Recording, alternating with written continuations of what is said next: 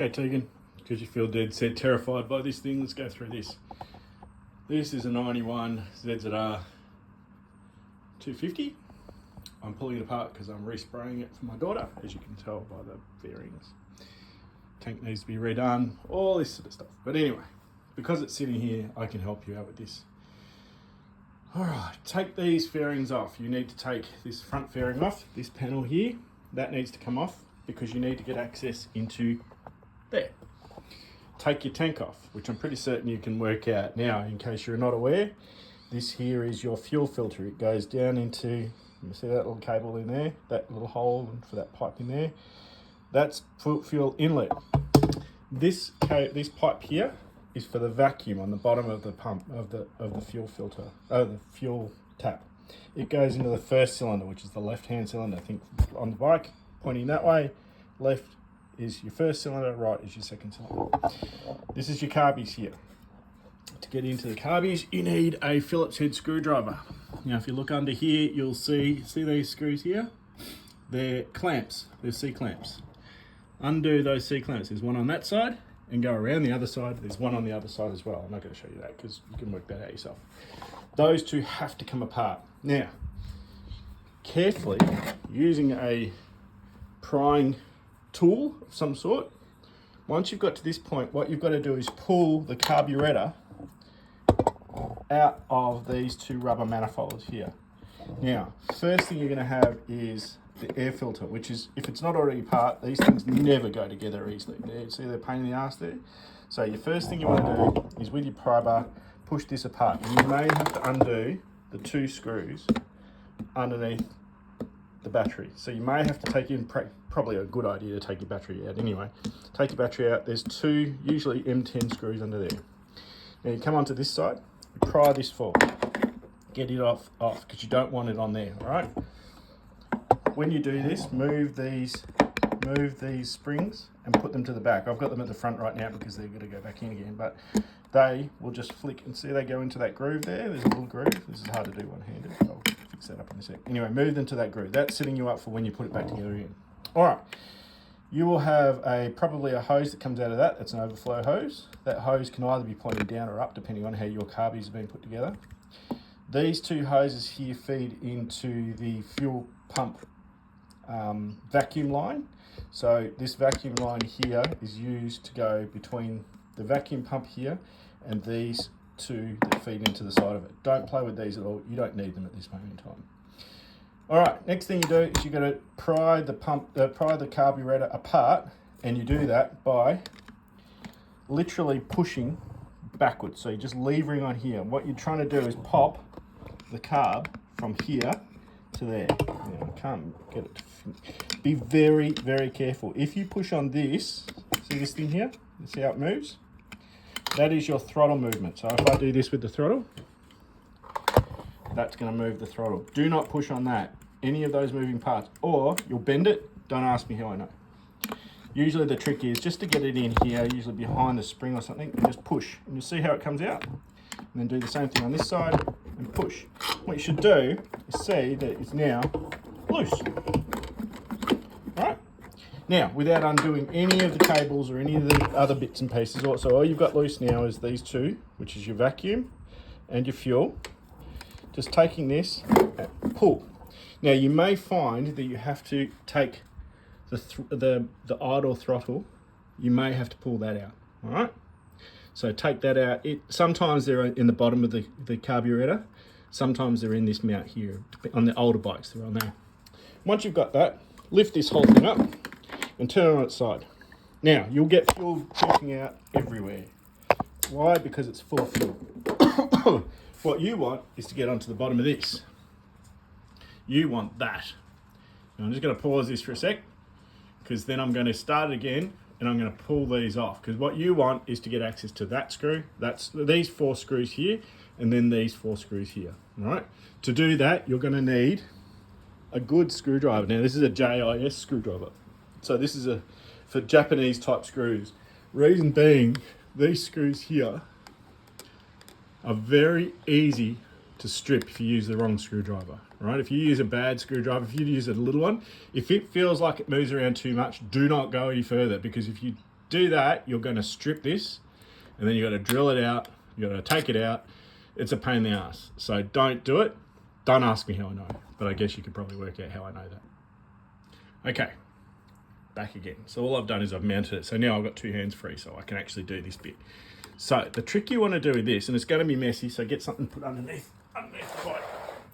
Get something collected up because it's going to drip fuel everywhere. All right. So be careful of that. Don't be smoking or doing anything stupid like that. Don't have any open flames, yada, yada, yada. All right. So we want to open this. So I usually suggest loosen 1 and then take 4 out.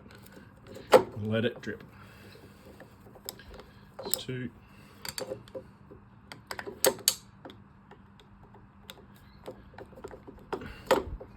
That's 3.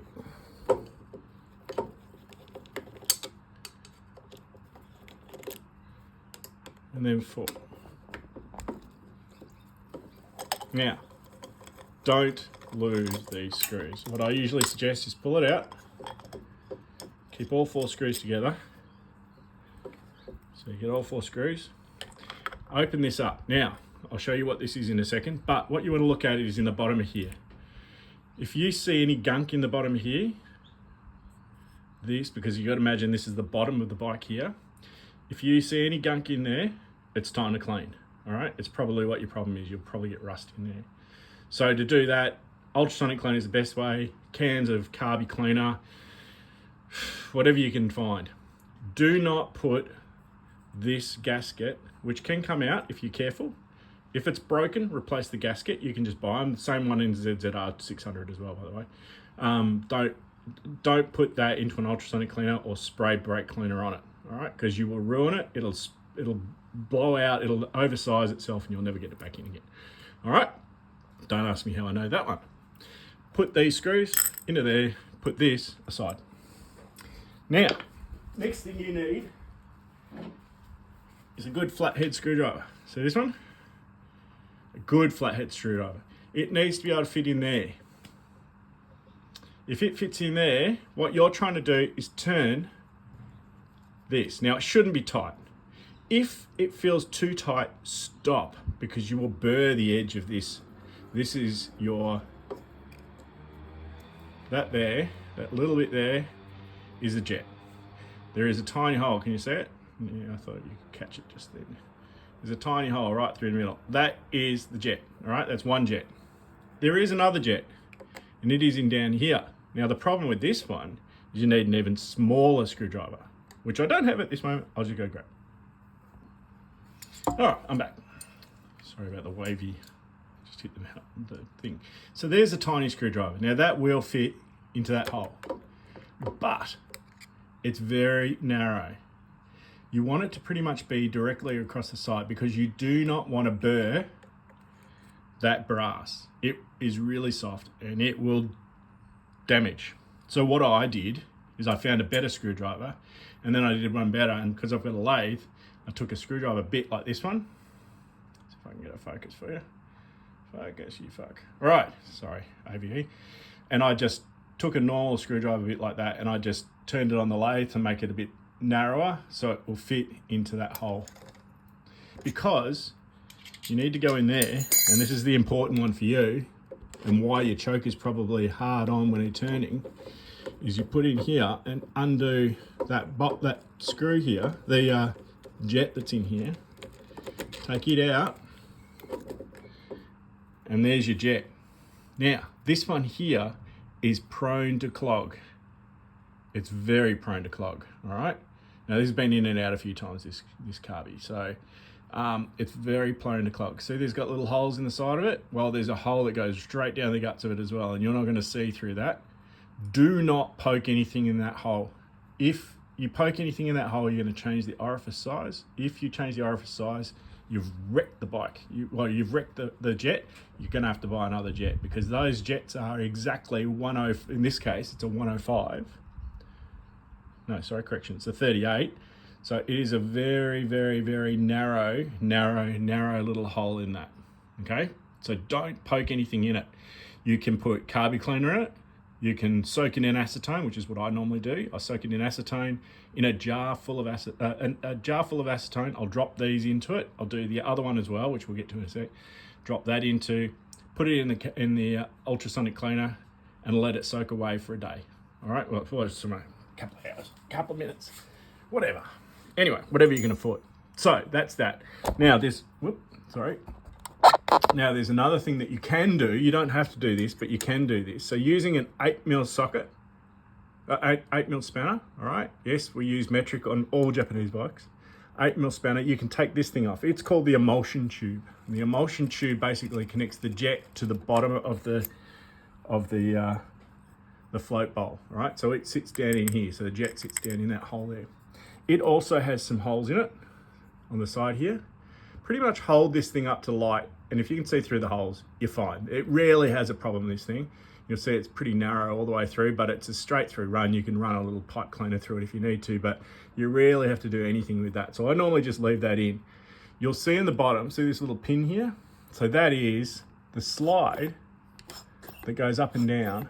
It comes up here. So this is where you get your fuel from. So when you pull your jet on, you pull tight, that's how that goes in. So just put that in.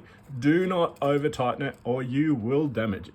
All right, these are very, very gentle. It's just a little, you can make the tic tac sound if you want. Putting it back in once you've cleaned them. So a plugged jet is why you need to use your choke hard on, because you need a highly rich to get the motorbike to run. So it'll be a clog in that. Tighten this up. Do not over tighten it. Just enough to tighten it up that it's not going to fall apart. All right. And put the other one back in.